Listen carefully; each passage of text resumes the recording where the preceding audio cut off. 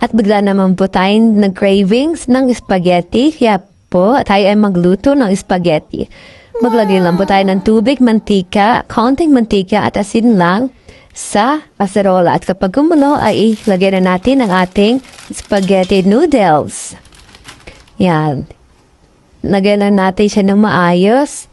At tawag po natin putulin yan. I-ano natin siya para lumambot po ang buo. Hindi yung kalahati lang. At habang lagyan na tayo na lumambot, ay tayo po ay magisa ng ating sauce. So, maglagay po tayo ng mantika, konting mantika sa kawali. At ilagay natin, igisa natin ang ating sibuyas. Yan. Yun. At,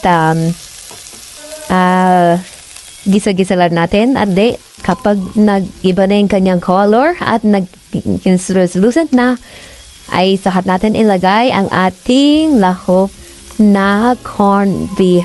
Corned beef yung aking naluto. Aking napiling lahok kasi para mas mabilisan na luto.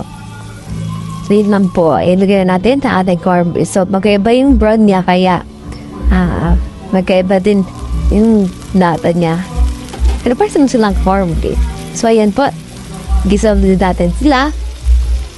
Hanggang maluto din yung konti. Yung luto naman yung corned beef. Pero kailangan natin na konting gisa-gisa. And after that, saka natin ilagay yung ating sauce. Lagay pa natin yung ating sauce. Yan po. Yan. Lagyan natin ang ating sauce at halu-haluin natin. Yan.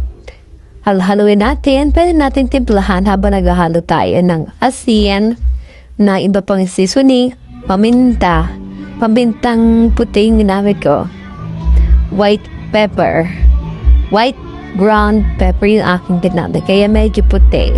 Then ako rin paminta, pwede yung black, and then yung ating kondensada, cream kondensada yung ginamit ko, para hindi siya masyadong matamis. So, halu-haluin ulit natin para mag-mix yung lasa ng cream sada.